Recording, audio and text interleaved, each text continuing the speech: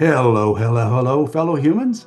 Well, welcome to the Rise of Humanness podcast, where we explore what it means to stay human in a world increasingly run by algorithms, bots, and machines. I'm Mike Schindler. And I'm Chris Nolan. And together, we're going to show you how to stay absolutely powerful, Stay human. and rise and thrive in the age of AI. Yes, and even show you how to beat the bots. Well, let's rise. The rise of humanness in the age of AI. It's a podcast with Chris and Mike. The rise of humanness in the age of AI. Stay curious, stay human, let's rise. Hey guys, Mike and Chris. So today on this episode of the Rise of Humanness, we are going to be talking about balancing AI and humanity and how us as leaders, how you as leaders can make sure you don't lose your human edge. Right. And so one day you don't discover a chatbot has been promoted over you. Chris, I think, what's so interesting about that is I think there actually was a CEO in China. You're right. That are replaced by AI. So I really want to cut to the chase on this whole thing and say, how do we get people to stop freaking out when they hear that AI will soon exceed all human intelligences at every economic, really like every economic level? Like how are we going to get people to stop freaking out? Right. And we've got the perfect person to ask that today. Maureen Metcalf with the Innovative Leadership Institute is the guru of innovative leadership. And Maureen, so welcome. And hello to Dan, who's also our good friend who's engineering this. What was the most aha leadership lesson you had, even in creating the Innovative Leadership Institute? And what shaped your work to become the head of this really phenomenal organization and also start a podcast, which is a big podcast on NPR? So give us your elevator pitch for innovative leadership and what happens when leaders get stuck between floors? So you asked multiple questions. Let me answer one at a time. So Chris is good at it's multiple choice. Take any of those. let me start with, we wrote a book, Innovative Leadership and Followership in the Age of AI. And that book is specifically written with the question you're asking in mind. So because I advise senior leaders, my question of myself was, how do we as leaders amplify our effectiveness by partnering with AI and doing exactly the thing you're talking about, having our human leaders do the things that human leaders do brilliantly and offloading the stuff that many of us already want to offload. We spend way too much time doing things that I think many of us don't prefer doing. So how do we understand the things we do well and that will continue to be needed? Because some leaders do well the things that our AI partners are going to take over. So if I am a leader, what are the things I should be thinking about amplifying, and what are the things I should be thinking about offloading? And if I'm not good at the human things, how do I rethink who I am and what I'm doing? So that was the foundation for why we wrote the book. Back to 20 years ago, when I started doing leadership coaching and consulting, came out of PwC and Accenture, and our focus was implementing large-scale change, which those firms do brilliantly. What they didn't at that time do as much of was the change management, the culture change. We as a firm were hired to go and implement systems, not necessarily do the one-on-one coaching and culture work. Now, I trust that's changed over a couple decades, so not commenting on their current. So I walked into a client's office after I'd started the firm. It was a steel processing firm, and so the person running that division, you might imagine, I'm 5'3". I think he was 6'6", and I think he was at least twice my size. So imagine big, right? And I'm new in the leadership space, and I'm all excited about this new leadership stuff. And I go in and I tell him, I think you're going to have some implementation problems with this big system because you've got some leadership resistance. He's standing between me and the door. He slams the door and says, "Tell me who it is and I'll kick their asses." Oh, crap. There is no escape route now. It's out like fifth story window, which didn't seem attractive, or threw him out the door. I don't really remember how I got out of the office, but I did. And I wasn't fired in the process. And fast forward, and this is what shaped my thinking. By the time that system was implemented, which was highly successful, he and all but one of his senior leaders were gone. As I reflected on projects that I had been involved in and projects I was aware of, what I realized is we don't teach leaders how to, or did not at that time, teach leaders how to transform organizations. We taught them how to run organizations. Now, back to current state, we teach leaders maybe how to change organizations in a planful way. We don't yet teach leaders how to respond to a VUCA world, which connects exactly to what you're doing with VUCA Max. How do we help leaders understand and build the capacity to lead in a VUCA time rather than we plan the change, we manage the plan, we deliver the plan? COVID blew that up, and AI is blowing it up. That world doesn't exist as much, and it will go away even more as VUCA accelerates and as AI accelerates. So my kind of research question is, now what do leaders need to do? Yeah, Maureen, I want to build off that. And thank you for sharing your story. Your experience working with companies and what you said was spot on. Oftentimes, people go in and they work on systems. And what implements systems, obviously AI is starting to implement and carry out systems, right? But there's a human value that we have to appreciate that also adds value to those systems. So in this VUCA world, as you mentioned, with volatility, uncertainty, complexity, ambiguity, and then the max massively accelerating, right? I think we're seeing that just speed up every day, not even every month, but every day. How are you working with leaders in teaching them this anti-fragile resilience that leaders have to have today? It can't be fragile's out, right? If you're fragile, you can't lead. If you're resilient, you're surviving. So now you have to graduate to be an anti-fragile. What are you doing to teach people to become anti-fragile, to lead their teams? So I'm going to get a little bit to the tactics we use, specifically because learning to do tasks more efficiently. So being better at Excel and better at having a conflict conversation is no longer sufficient. And this is another overlap with what you're doing with VUCA Max. Leaders need to be much more introspective. They need to be much more self-aware, and they need to change how they show up. As we think about leading, we talk about being, relating, and doing. Traditionally in the past, we taught the doing tasks, not teach the being and relating nearly as much. And I think we now flip it to, how am I being? Am I at ease in my own skin? Am I able to show up authentically in a very challenging time in a manner that will inspire people? To a 2-hour Excel class, it's a series of sessions, and then between those exercises, reflection processes, so I have to go practice.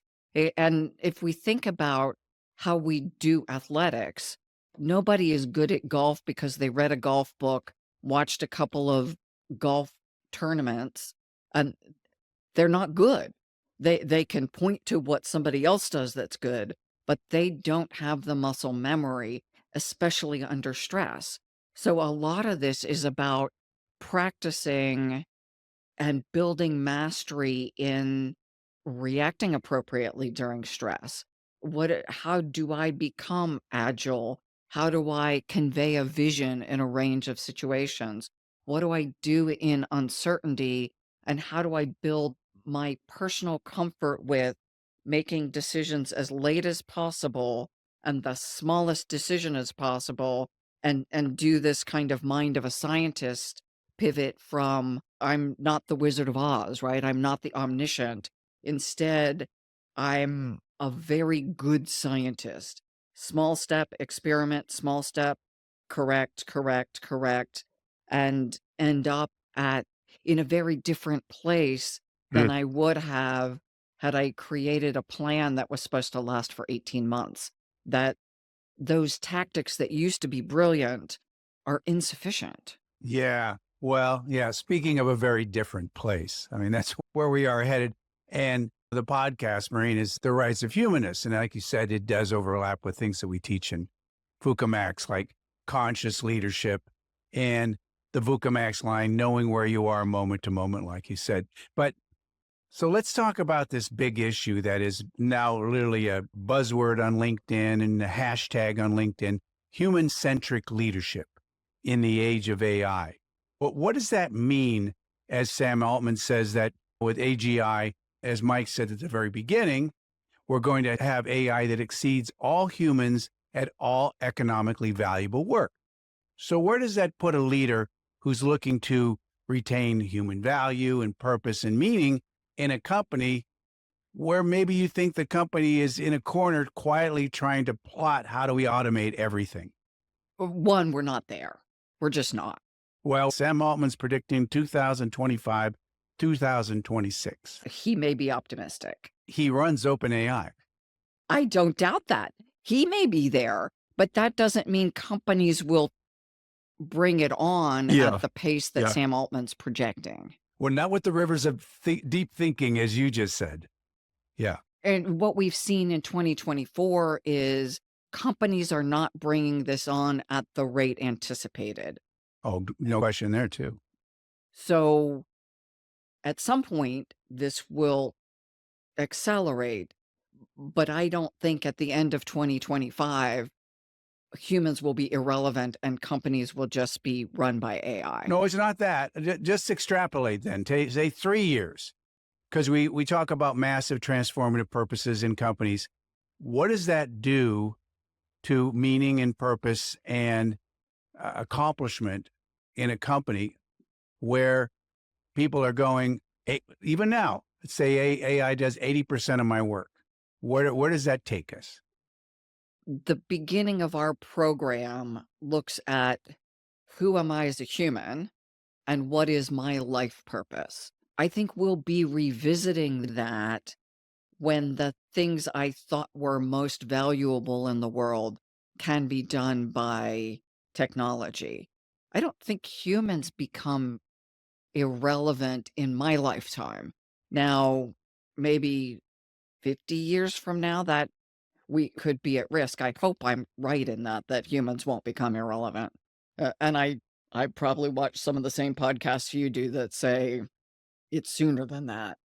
For the next 5 years, let's say, in that time horizon, humans will still be offloading tasks to AIs, whether it's AGI or bots that I would love to have the house cleaning robot, the toilet cleaning robot. There's a lot that I would be delighted to not do.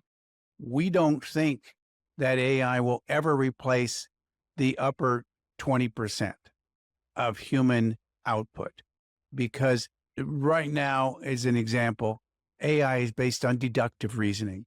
There's about 8 other types of reasoning. Oh, that story was so great. We had Salim Ismail. Remember, it was the great criminal thing he brought up, Mike, where, for instance, criminals use heuristic reasoning, which a lot of companies should, because it's basically, like you just said, Maureen, iterating, trying this, trying that, cutting corners, doing this, getting around this, getting around that.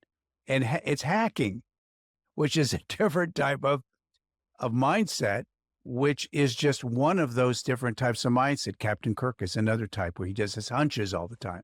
That's the top of the totem pole where humans are versus where AI is.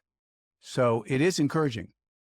So when you say the top 20%, you mean for each of us, we have capacity that will still be valuable. You don't mean the 100%. top 20% of executives on the totem pole. Yeah, no, I think what he's referring to in Maureen, kind of how Chris and I view this, like AI, it's probably not the politically correct way to say this, but AI will take the most dumbed down individual, the idiot in the room, essentially, and level set. So everybody will be equal or have the capacity to be equal on the intellectual level because they'll have access to AI. So if they know how to access AI and use AI, they can be the smartest person in the room because of AI.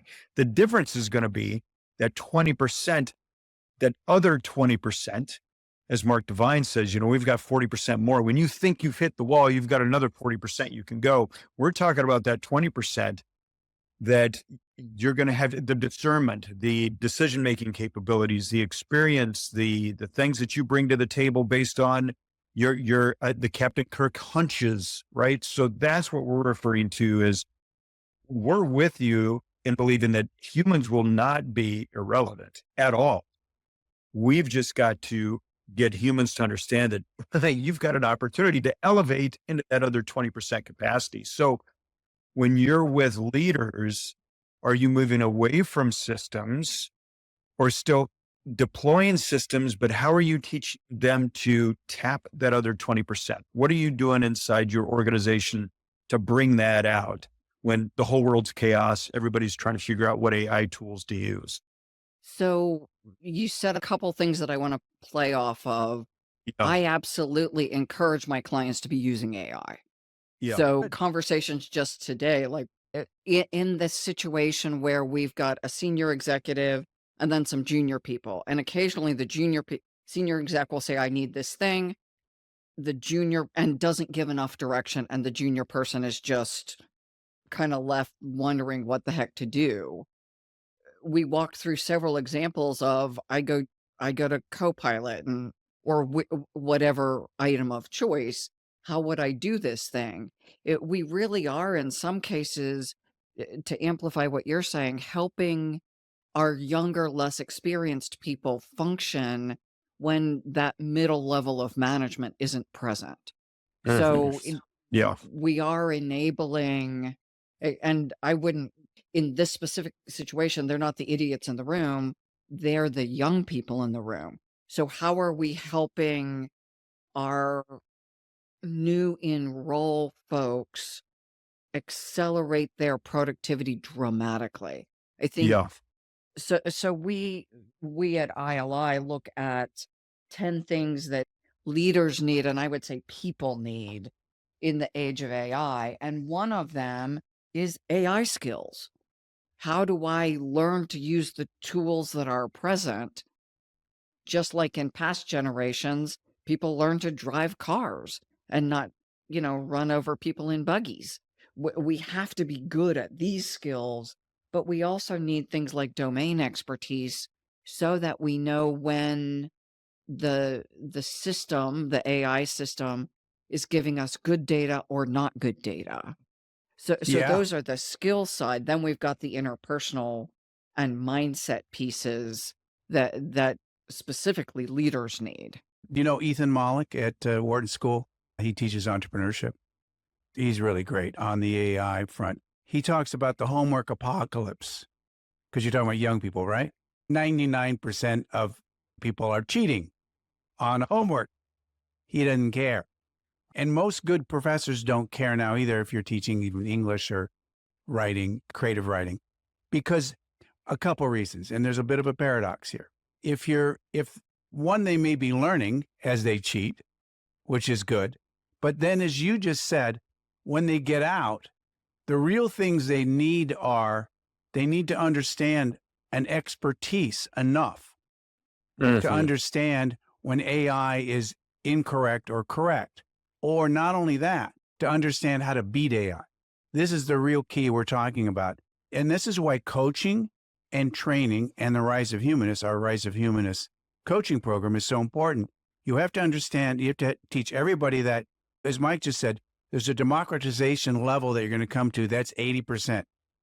Everybody's going to be at that level. That's the bar now. That's why we call it the Rise of Humanness. So everybody's at 80%. If you want to get to 85 or 90, you better have more coaching, more training, and more expertise to understand. For instance, we talked about this music that we did on Suno, where you So go, great. that's fantastic, that piece of music that the AI produced. But if you talk to the Berklee School of Music, they'll say, my top 20% blow that out of the water. And so do other people in the industry. So that's where things are shifting, as Mike just said. That democratization that's there. So you have to understand, if you want to compete now, you need more coaching, more training, more expertise, more of what you're doing, Maureen, to get people to that level. And that's good for all of us. Yeah, but how do you teach that though? That's Maureen, because this is a good question for you. Chris is right. He's talking about gut instinct. He's talking about Captain Kirk. So how do you teach that up and coming mid-level managers, right? Are you teaching them that it's okay to fail? Like it's okay to fail because you're going to learn through fail. Well, so we talk about the mind of the scientist moving absolutely toward that. So if someone asked me who was my favorite historical person other than Abraham Lincoln, it would have been Einstein. And what I love about Einstein is that ability to create things that just didn't exist. And they came through some level, Mike, as you're saying, of gut instinct, or I don't know where they come from in his case. That's another type of reasoning called free association. Okay. So they come not through deductive reasoning, but through free association, instinct, and then he's able to bring them forward. But my guess is they didn't come fully baked. It's not like he downloaded them from the Right. sky. Yeah. Exactly. He got parts, he experimented with them, he refined them. I think that I don't like the term failure because I think we have an autoimmune response to it, but framing it as experiments.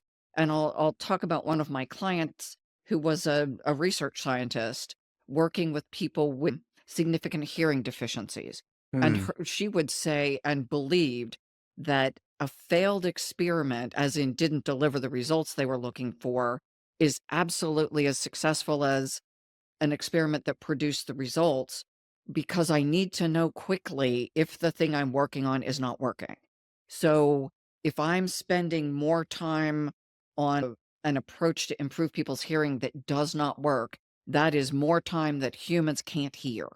So disproving my hypothesis is as important as proving my hypothesis. And we would call that a quote failure, but really it's accelerating our time to results. So if we're functioning through the mindset of a scientist, then I think it reframes failure and humans react differently to it. It's well-constructed experiments. Yeah, no, I like that idea. I mean, imagine if we taught that in the schools though. Like I want you to experiment. Now, I'm thinking through this as you were talking, Maureen. I'm thinking if I was a student today and the teacher said, we don't you teach can't that at fail, all. you just can experiment. I'd be the kid in the classroom always saying, well, that experiment didn't work. Well, I know, I was just copying off of her paper and that experiment obviously didn't work. Right. So, but I like your idea of framing it differently as experiments. I do think there's a gut reaction to, man, I failed, as opposed to, no, just experiment. Just go through life and experiment. Just try it. Give it a shot. Go for it. How do you teach that, though? Or how do you bring that into a company? Oh, it's not there, Mike. I know it's not there. Like the culture is like so systems and SOPs and protocols, and we devalue humanness oftentimes, right? I think as Salim said, all we've taught humans to be is robots. Yeah, exactly. The Japanese culture used to have that, Mike. They used to do it more, and I've heard Nissan's in trouble now, but they used to have this thing called a kaizen, where they have continuous learning.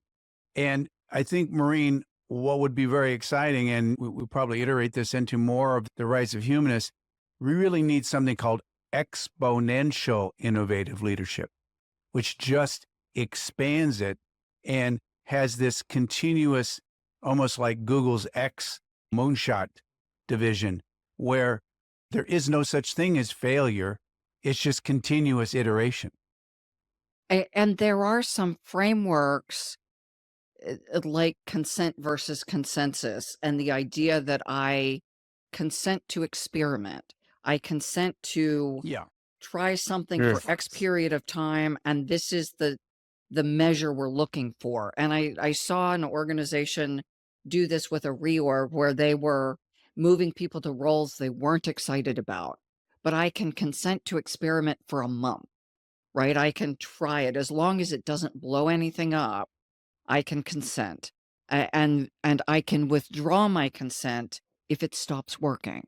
So we Hmm. build Sure. in the framework and the language because often, we're going to do a reorg and everyone thinks they're stuck with that thing for the, rest of their foreseeable time in these roles versus we're going to do a 1 month check-in, a 2 month check-in, and a 3 month check-in, and we're going to refine the structure. That feels different to me. Like I have some agency versus someone just rolled out a new org chart and I'm stuck in something with no choice. And I think part of it is giving people the opportunity to experiment with things that are uncomfortable, to find what's working and not working, and again, refine. So I do think it's different governance structure, different languaging. And I agree that none of my clients are using this from top to bottom. Well, that's the Yes. trick. We've talked to Salim. OpenXO has these 11 parameters. He has scale and he has ideas. And he says even to a legacy company, it's hard to bring in 4 of these. So this is it. Maybe that's a good question as far as, so you're getting with companies, you're introducing AI. How much of this now is system oriented, automation oriented versus how do you keep people in the loop? You worked with Yeah. Amazon, which is doing some of that.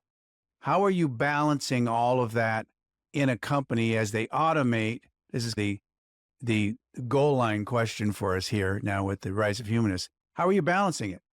How are you saying automate, automate, automate, and then and then reskill or innovate?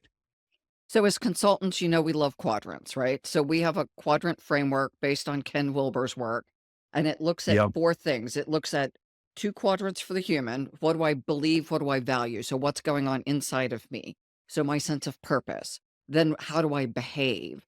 The bottom half is the culture and the systems. And to your point, we generally go in, mess around with the systems, and then wonder why the thing doesn't work.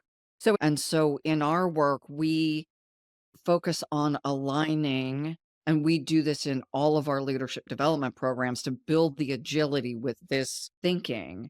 As I look at a change, how does it impact what I believe? So in a restaurant, instead of offering employees all the free food they want, we're going to ration how much they get to eat to save money. Do I believe in that, or do I believe that our employees, some of them, it's the only meal they get a day? I Yeah. can't buy into that. And then how do we measure that we're saving money? And if we cut the food and someone's hungry and they eat too many little hamburgers, are they now stealing? And so it changes our culture about feeding people's souls. And now they're stealing if they eat one too many French fries. Then I Yes. have to fire them.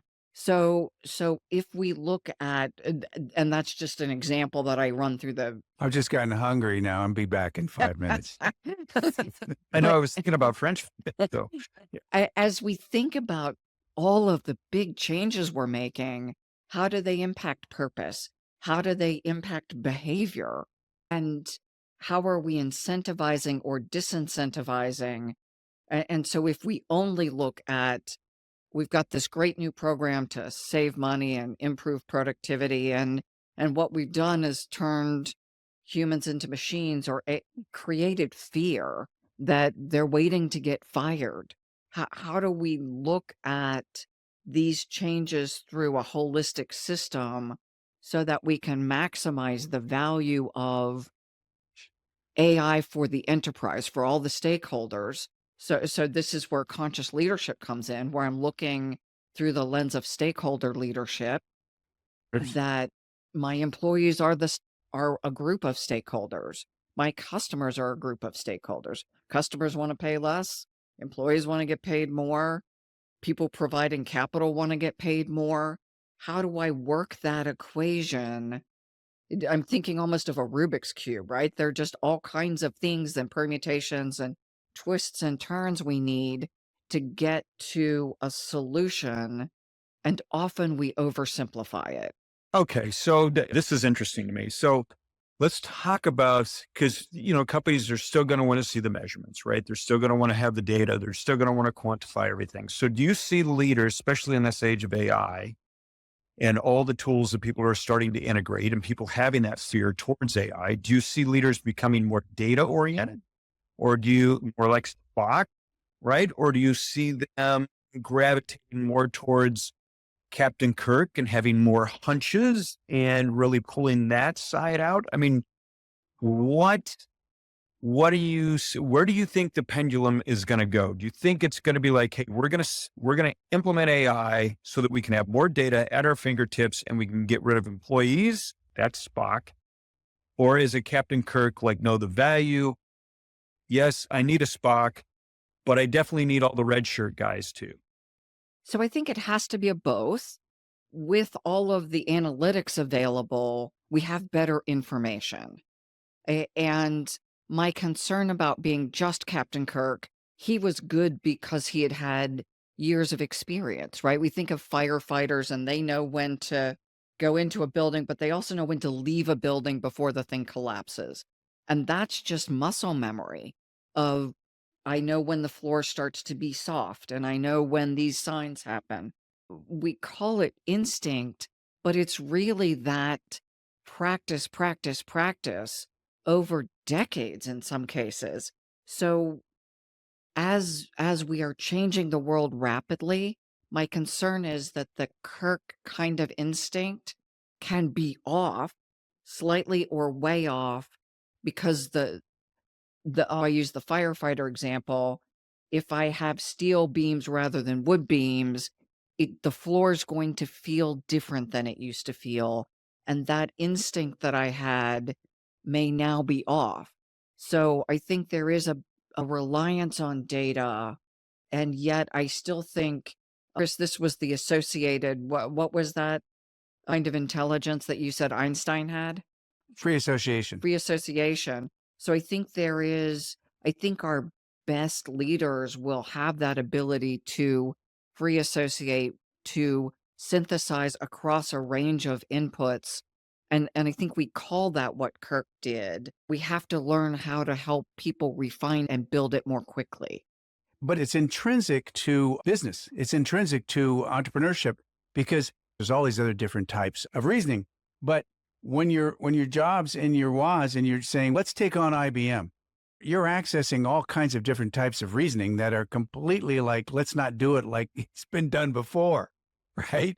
So this is what I think Mike was getting to, is that, and you were saying, do we teach this enough in the AI world? That there's this big portion of humanity. Mike and I say, if you would have asked AI in 1950, should I climb Mount Everest? It probably would have said no. Bad idea. Some people might still say no. Yeah, some people might still say no. But you can. 30 people a week now go to the top of Mount Everest. And it's the same with the 4-minute mile. It's the same with test pilots. They probably say, don't do that.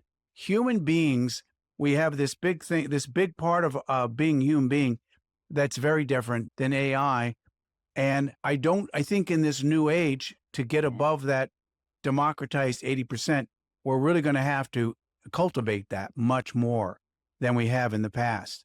One of the cool things, Mike brought up data, and I think it's important to say this because when we talk to Salim, they're big on data, information in an organization. That's part of their matrix, part of their framework. But one thing they do is they build up the idea that the top companies, the moonshot companies, have 10x their profits or 10x their productivity. That's the data that companies want to hear. By 3 times this and 10x that and 40 times that.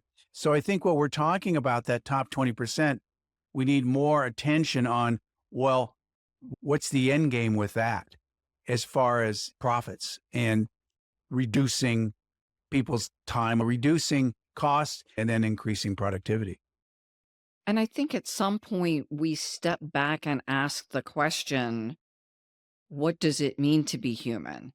When we look at something like Jamie Dimon saying we're going to be working 3.5 days a week. I And love that. I know, my Yeah. experience has been I get more automation, I can do more stuff, and my company still expects the same 60 to 80 hours a week. They just get more stuff. That's Just the right. bar Well, we're moves. all I workaholics, didn't so get to work any we fill less. the gap very nicely. Yeah. Yeah. Yeah. So Saves 50%, we find 50% more. Yeah. So it will be interesting to see if that trend actually changes. And I think of the hours my parents may have worked. And then when I get to take my laptop home, I just get the luxury of working from home more hours Yeah. a week. So Oh my at what, gosh, Maureen, I paused there for a second. I heard this. This is crazy that you mentioned that. And this goes along the theme that you're talking about, Jamie Dimon, is they said the education system is actually teaching this. Like you got to spend 8 hours in school or 6 hours in school, and then you've got 4 hours of homework, which is really preparing you for corporate America, which is we're going to require you to be here 6 to 8 hours a day. And then you're going to have to go home and work another 4 hours, okay, on your own time, of which you're not going to get paid. So that I think what you're talking about and what maybe Jamie Dimon was referring to is we're talking about really flipping the script, and maybe AI is going to be a solution to that. And maybe that'll probably go against what Bill Gates wants to do. He wants to depopulate the planet. If we go to 3.5 days a week, I think Barry White, candlelight, I think romantic dinners are going to flourish. I think there's going to be other things that happen where people are like, hey, if I don't have to work, I can do some other things, recreational things. So do you think that's actually going to happen though? I am hopeful, but again, my entire lifetime of experience says more automation, more hours. So now I think of work and at home, just my standards are higher. My house is cleaner, my clothes are, I have better bleach and all the stuff. And so now just I'm more put together, but I don't have more time. I just spend more time running. I'm also, though, making a very deliberate choice to do more yoga, do more meditation, do more of the things that allow me to be a better human that I can't do when I'm working 80 hours a week. It just doesn't, the math Yeah. doesn't work with the number of hours. So I'm considering yoga and meditation kind of part of my work day because that's the only way I'll get it done. I put it on the calendar, I do that, then I go back to work. So it's just built in as one of my meetings so that I can show up and be as good as possible during the rest of my time. Yeah. Yeah, that's Well, great. Maureen, we've got to be respectful of your time. One last question, Mike. Yeah, no, One Chris, last. you get the last question. Yeah. I All see you right. pointing. Let me just ask It's this okay. last question. Multiple Yeah. choice. Yeah. What would be the theme song of most leaders today? Eye of the Tiger by Survivor, Welcome to the Jungle, Guns N' Roses, or You Can't Always Get What You Want by the Rolling Stones? I think they're all true in some ways. Certainly for employees, you can't always get what you want.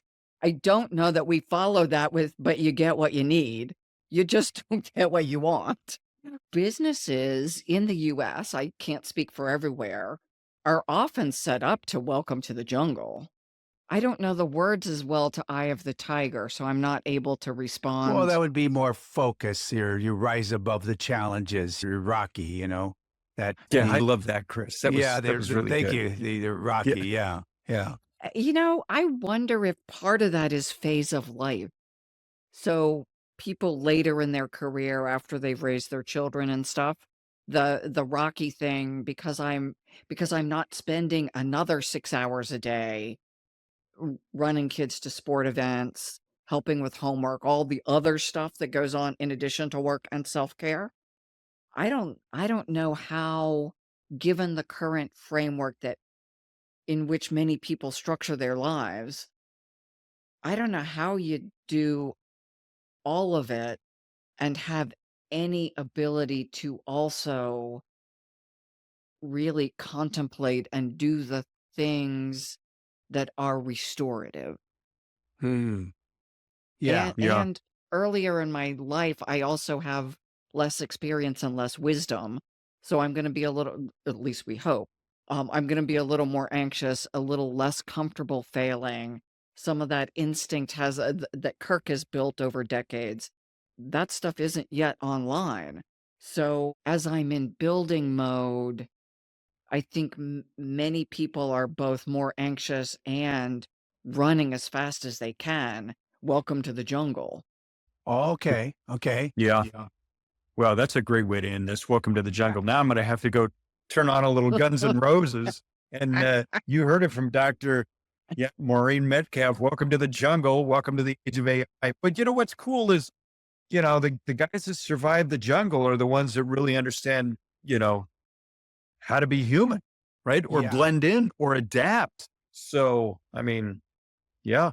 Well, and that's where the VUCA Max work that you all are doing is so crucial, is you are teaching the skills for everyone, not just senior leaders, but everyone, to build the capacity to move from the jungle to the eye of the tiger. Because as we master that, we're still competing with everyone else who hasn't. And the people who do it well will absolutely thrive and flourish. My concern is the people who don't do it will have a less positive, beneficial life experience. Well, that's true. That's so true. So, Maureen, where can people find more about what you do and what you offer? InnovativeLeadership.com. We provide weekly podcasts and blogs. So Chris and Mike have been regular guests on our podcast. Fabulous podcast. I'm shocked we keep getting invited back, but that's I'm okay. not shocked at all. Look at you guys. We're also on LinkedIn. I'm on LinkedIn, but we have a LinkedIn newsletter that has similar content.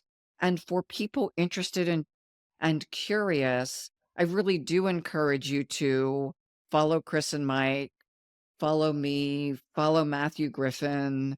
There are a range of people who are really thought leaders in this space. And as you have time, continue to explore and experiment, as we're talking about. What are the experiments that work within your life framework? And what is the learning that works within your life framework? Because it's not AI that's taking your jobs. It's people who have mastered AI who are taking your jobs. Correct. Yeah. Yeah. That's good. Very good. Well, thank you. Wonderful, Maureen. Thank you. Dr. Maureen, wonderful to have you on this podcast. Yeah. Thank you both. Helping us bridge the gap between AI and humans. Again, very good. Thank you, Chris and Mike, for the opportunity to hang out with you again. All right. Awesome. Absolutely. Awesome. Be sure to subscribe to our podcast, either on Spotify, Podbean. Leave us a review there as well. Share this episode with your friends and check out the Rise of Humanness on YouTube for bonus clips. Visit our Facebook community, our website, www.itsvucamax.com. All right, guys, we'll see you next time. Bye-bye. The rise of humanness in the age of AI.